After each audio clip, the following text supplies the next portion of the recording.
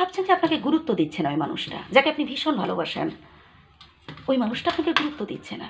আচ্ছা, আপনি কি এটা ভেবে দেখেছেন আপনি নিজেকে কি গুরুত্বপূর্ণ করে তুলেছেন, নাকি নিজেকে একেবারে ভ্যালুলেস করে দিয়েছেন আর ওই মানুষটাকে ভ্যালুয়েবল করে তুলেছেন? ওই মানুষটাকে আপনিই বেশি গুরুত্ব দিয়ে ফেলেছেন, আর যার ফলে ওই মানুষটা না আপনাকে ভ্যালুলেস করে দিয়েছে।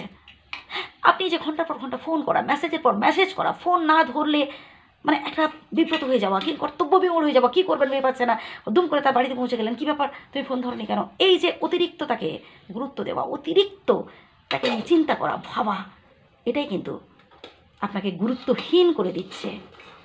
হ্যাঁ বস, একদম সঠিক বলেছি। অবশ্যই গুরুত্ব দেব, তখনই দেব উল্টো দিকের মানুষটা যদি আমাকে গুরুত্ব দেয়। হ্যাঁ, আমি গুরুত্ব দিলাম, কিন্তু দেখলাম যে ওই মানুষটা আমাকে গুরুত্বই দিচ্ছে না। কেন ভাই আমি তাকে বেশি গুরুত্ব দিতে যাব? ঠিক যতটা গুরুত্ব দেওয়া দরকার ততটাই দিন, অতিরিক্ত নয়। আপনি যখন অতিরিক্ত কিছু, আচ্ছা সাপোজ ধরুন আপনি হয়তো এতটুকুন খান, আপনি যদি আপনার পেটে যতটুকুন ধরে আপনি ততটাই খান, এতটুকুন খান। আপনি যদি সেই পরিমাণটা একটু বেশি করে দেন তাহলে কি ওভারলোডেড হয়ে যাবে না, বদহজম হয়ে যাবে কে? ঠিক তেমনি গুরুত্ব দেওয়ার ব্যাপারটাও একই রকম।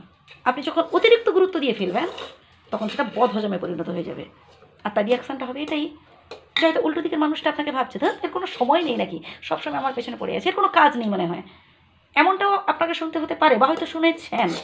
আচ্ছা তোমার কি কোনো কাজ নেই এটা ছাড়া? শুনেছেন কি?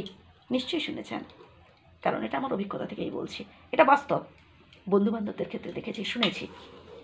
তাই বলবো যে অপরকে অতিরিক্ত গুরুত্ব দিতে যাবেন না, বিশেষ করে তো সেই মানুষটাকে যাকে আপনি ভীষণ ভালোবাসেন। ভালোবাসুন, হৃদয় থেকে ভালোবাসুন, সব ঠিক আছে, কিন্তু এই অতিরিক্ত জিনিসটা একটু কমান, তাতে আপনি সুখে থাকবেন এবং আপনাকেও গুরুত্ব দিতে শুরু করবে।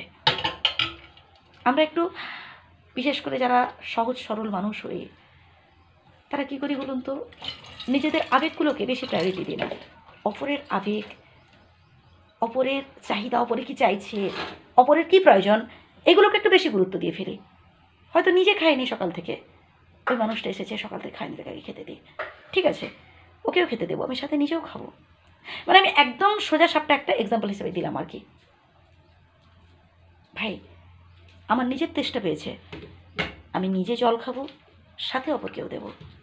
না আমার তেষ্টায় গলা ফেটে যাচ্ছে, আমি জল খাবো না, আমি শুধু লোককে দান করে যাব, জল দিয়ে যাব।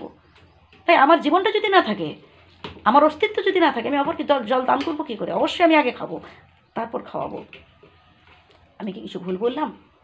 অবশ্যই কমেন্ট করে জানাবেন। সবাই ভালো থাকবেন, সুস্থ থাকবেন।